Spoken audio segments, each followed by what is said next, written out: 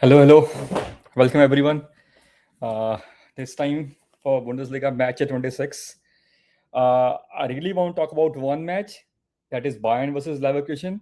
But this time I'm keeping it for last because I'm really want to talk quite a few things about it. And that match, it was a complete daylight robbery for us. So so I have kept it in last. And to start with, let's start with a very critical game in the race for top four. It was Stuttgart versus Leipzig, and man, that game was really interesting, to be honest. It game, it started with game being very cagey. Both teams were not able to create a lot of chances in the first half. In first half, the possession was very equal as well. But have to say that Angelo Stiller, he was the standout of the game. Being very honest, he controlled the ball. He gave Leipzig tough time to get back on the ball. His match control was very good. And in the first half, like I said, no team was able to create much of a chances. It was just few shots, few kicks here and there, but that didn't was, and it was not anything substantial, to, like, if I have to put it that way. So that ended the first half. And in the second half, the game became really open. The gap started to open up. The formation which Stuttgart was playing 3-4-1-2. It was not giving room to Leipzig in the first half, but in the second half, even Stuttgart was trying to press bit more high up the pitch, and that was giving Leipzig a bit more space, with likes of Diamonde and Nosa trying to get in between those lines.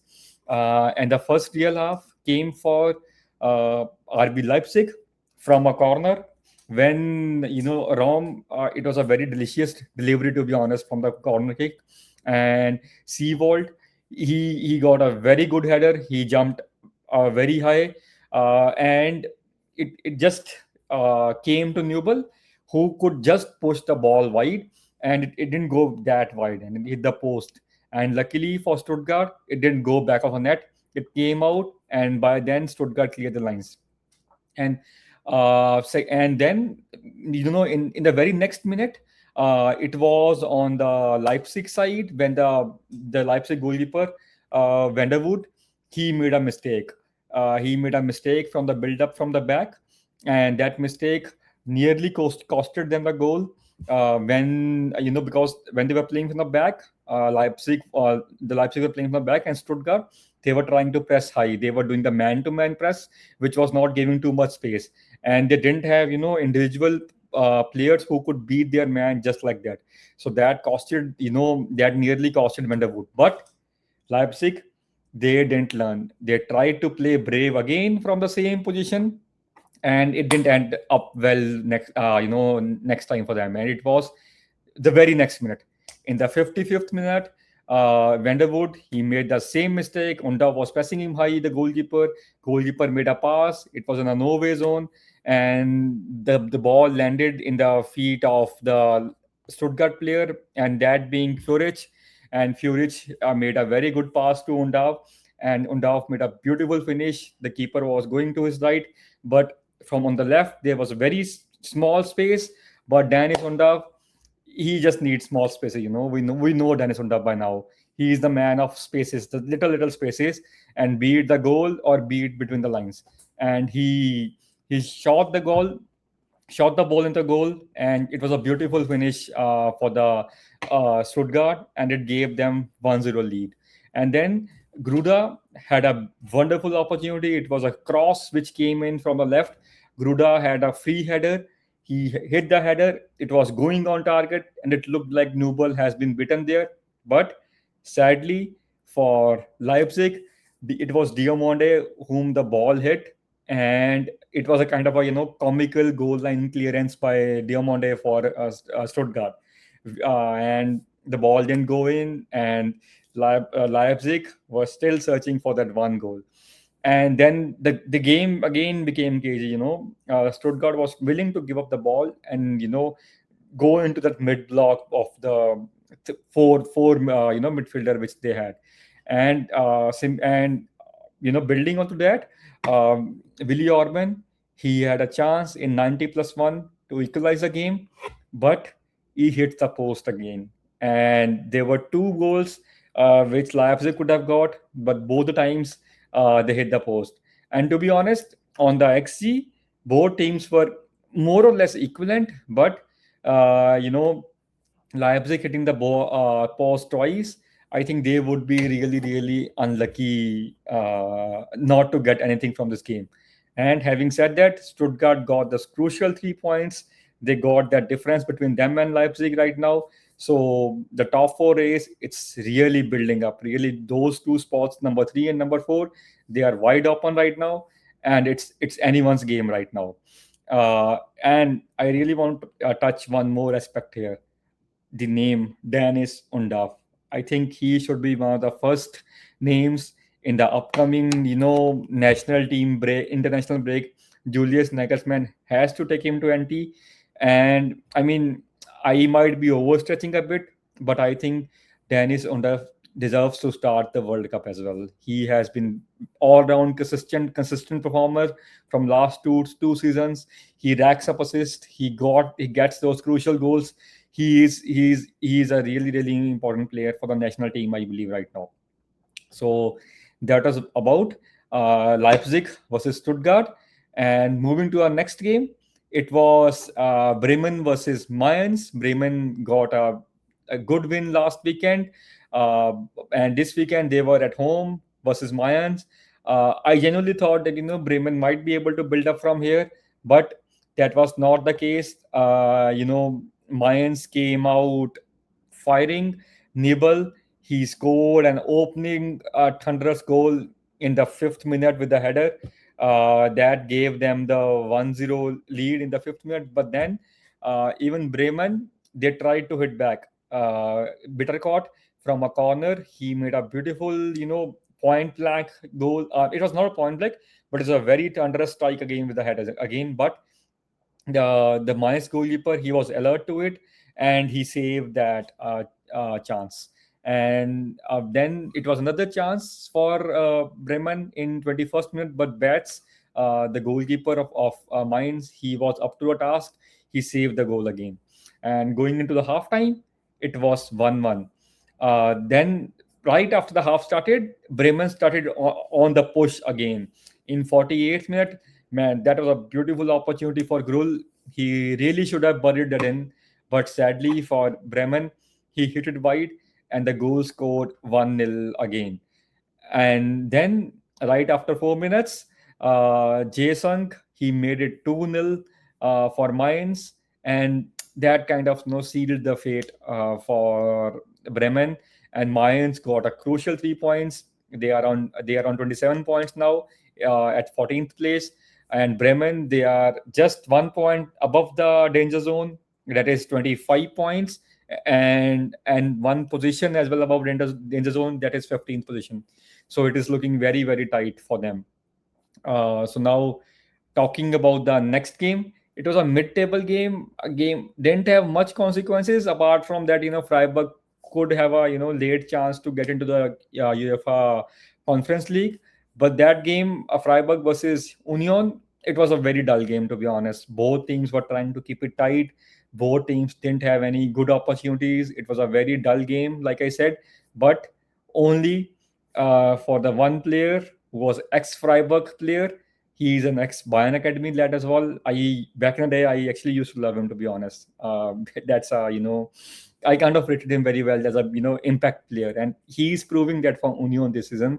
And in 90+2 minutes, he from his hits typical, he's a right winger. He came back in, he curled it in, and he came to haunt his former club Freiburg, and he gave a crucial 1-0 victory to Union. They got important 3 points because they were kind of getting into that danger zone, having just 8 matches left, I believe. Yeah. So with just 8 matches ago, they were kind of getting down into that a relegation fight. But thankfully, they got crucial points. They are on 9th position with 31 points. Now, moving to our next game, it is Dortmund versus Augsburg. Well, this game had a bit of a history moment. Reggiani, the young Italian centre back, he became the youngest ever Italian to score the Bundesliga goal at the senior level. So that was one for the history books. And I really want to mention it. He has been a great revelation for Dortmund this season. His ball playing ability is giving Nico Schlotterbeck a lot of support at the back. When they are building from the back, their build-up has quickened up, which has fastened the pace of the game as well, and which is troubling the opposition teams. So that's a bit of a tactical change which Nico Kovac has made with Reggiani and Nico Schlotterbeck. It has become good for them in their defensive piece. So now coming back to the game, it was Adeyemi who opened the scoring in 13th minute, and then it was to be honest, it was all Dortmund in the game.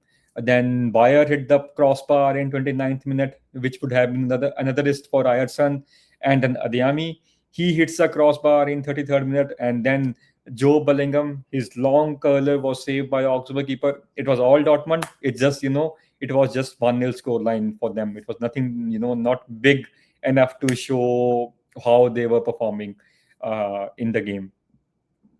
In the second half, the game started up again in the same fashion. It was Dortmund, and like I mentioned, Reggiani in 59th minute, he got his maiden in senior football goal from the header, and Ryerson, what a player he has been for Dortmund. And I think he just costed around 4 to 5 million to Dortmund, and he has been racking up assists like anything.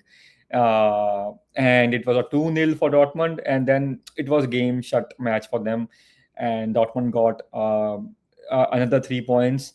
And since we dropped 2 points, the difference between us and them is 9 points right now. So now moving to the Hamburg versus Cologne game, man, you guys should definitely watch that Vieira goal. It was a brilliant chip goal. He has been a vital cog for Hamburg this season. He has been doing pretty well. He scored the opening goal in 39th minute versus the Cologne. And then right before the halftime, El Mala, he scored an equalizer in 45th minute, and the game was 1-1. And in the second half, there was nothing much in the game, but at 90+4, Hamburg, they got a free header from a corner. I think it was Vuskovic, if I am right. He got a free header. He jumped up high, but his corner, his header from the corner, it was just inches wide, and it could have been another brilliant 3-point for Hamburg, but not to be. But they got crucial 1 point, and Cologne also got crucial 1 point because they are relegation threatened right now. Cologne more than Hamburg, I should say, although it's 8 matches ago. But Hamburg are on 30 points, and Cologne are on 25 points, just 2 above the danger zone. And it's very tight. Like just like the top, the UCL race. This time the bottom half of the table, it is really spiced up. This is one to watch out for the next 8 match days. So then moving to the next game, it was Frankfurt versus Heidenheim. And it was that game again, it was a bit dull. And that's what I have, I have been seeing from the last few games. Frankfurt are not playing that, open game of, going all impulsively in for attack. They are playing a very balanced game since the change of the coach, and they are racking up those close wins. And this was also a 1-0 win for Frankfurt. Kolimadu, he got an acrobatic finish in 52nd minute, which gave the winner to the Frankfurt. But my boy, Heidenheim, they are sinking down and down right now. It's not looking good to them. It's not doing good on them, to be honest. It looks like they are mostly gone to those Bundesliga. I don't see any escape for them right now. But for the Eagles, they got crucial 3 points. They are on now 35 points with Freibug losing the game, and Frankfurt giving. They are now on 38 points, a 4-point difference between Frankfurt and Freiburg. And Frankfurt are again gunning for that, UECL spot, which might do good to them financially as well. So yeah, and now Moving to the next game, it was Hoffenheim versus Wolfsburg. So I mean, it was a, I can say that 1 point could prove very, very crucial for Wolfsburg, but the 2 points which were dropped by Hoffenheim, it has spiced up that top four Champions League spot race. So that could be tough on Hoffenheim, the way they are dropping the top points versus the bottom half of our teams. So that is not looking good.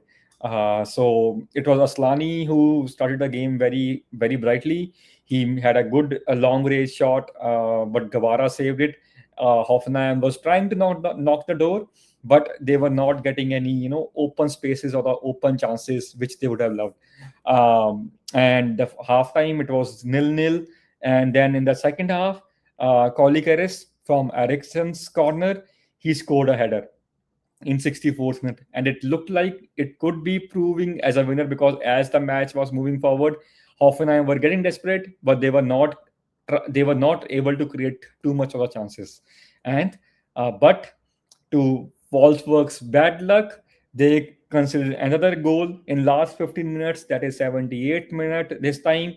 It was no, before that, in 78th minute, Wolfsburg had a chance when from a beautiful open play, it was Eriksson's pass to Wind, but Wind, I think, tripped himself or he slipped. He had a good chance there to make it 2-0 and seal those big, big 3 points for Wolfsburg, but that didn't happen. And that costed them the 3 points when Promel, I believe, yeah, in Promel, in 83rd minute, late goal considered by Wolfsburg again. He scored the goal, and he got that 1-1 draw for the Hoffenheim, and he salvaged the point for Hoffenheim. But I mean that's a crucial point lost by Hoffenheim. Crucial 2 points lost by Hoffenheim in context of the game. They should have got a good win, which would have consolidated their position in the top four race. But it is what it is for Hoffenheim. Now moving to the next game. This game was again a battle between the relegation threatened side, the direct rivals of each other in the race of who is gonna survive the relegation this season. Glaba versus St Pauli, but it was Glaba who came out victorious. The old foes, 2-0 victory for them, a good win. Man, St Pauli had a big chance in 27th minute to open the scoring, but they missed the sitter. It was a very tame effort that should have been saved. But oh man, Stoker, what a free kick he had. And it was his first goal of the season of 2025-2026 season. And to score that, the opener scoring with that goal, man, it was beautiful free kick. I'm a big guy who loves I'm a big, big fan of free kicks. And this was right up there. You guys should definitely watch that free kick if you get time. He opened the scoring in 20 in the he opened the scoring for Glaba, and then there was nothing much again in the half, and Glaba went 1-0 1-0 up in the half at the halftime. And coming back in second half, it was again all Glaba who were trying to create more chances, get that goal. And Honorat made it 2 in 62nd minute. It was a nice finish that gave them a 2-0 lead, a 2-0 cushion. But Honorat had a chance to get a brace from a counter. That was an easy chance, but it was a sitter. It could have been a 3-0 win, but he missed the chance. But thankfully, that didn't haunt them, and it was a 2-0 victory for Glaba. They are on 28 points. That is 4 points above the danger zone and on the 12th position. With 8 matches to go, it's going to be really, really interesting. And now, coming to the most controversial Bundesliga game I have seen, in last 15, 20 years. DFL, I really have no words to say. It really looks like, they have an agenda against us right now, against Bayern Munich. There is nothing else which explains it otherwise. So I mean, there was 3 to 4 instances which for the other teams it could have ended up differently. First of all, that Nick Jackson red card. I mean, I accept that was a red card. I have no regrets about that. It was a stupid tackle by that guy. It was a nonsense tackle by him. But the same tackle, the same chance, it was versus Nico Schlotterbeck as well in Der Klassiker. But that red card was not given at that point of time. And Nico Schlotterbeck, he opened the scoring that day, and that goal could have, made it a defeat for us that day. So this is where I am really fed up with DFL. Why double standards? If you are not giving a red card to a person for the same tackle, why you are giving the red card to Bayern Munich for that? This is something DFL must answer. And secondly, that Harry Kane, he was pressing, his elbow was literally in this position. He was not. His elbows were not out of his body, and it was not an unnatural position. He just had his back, and it hit him on this point. How was that a handball? Uh, how was that goal ruled out for Harry Kane? That was absolutely ridiculous.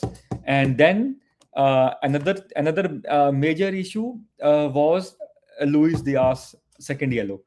Man, Christian Dingart, he came out and said, yeah, it was a mistake from him. Where does that leave us? It left us with 9 men. We were already down to 10, and it left, we were literally struggling to save that point in that game. And secondly, yes, Luis Diaz did trip himself, but his trailing leg, it was caught by the goalkeeper of Leverkusen. Why that was not checked by VAR? Where was VAR at that point of time? That is something DFL should answer. This is getting scandalous and scandalous, by all means right now. It looks like a blatant agenda against Bayern Munich right now. This is not looking good. So, but having said that, now coming back to the game, Garcia opened up the scoring for Leverkusen. It was a mistake from Luis Diaz. He lost the ball. He was a bit casual on the ball, and then it opened up a counter for Leverkusen, and they scored a very nice. It was a very nice move by Leverkusen, to be honest. But in the end, it was a deflected effort that took the ball in. But it was 1-0 lead for them. And then Jonathan Tah,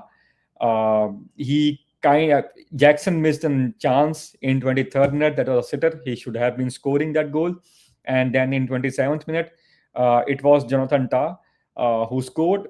But I mean, it was rightfully, although it was an accidental handball, which kind of the rule states that it can be, it can stay as a goal. But I would still understand it came up from his elbow, and his elbow was again kind of a natural position, but it's fine.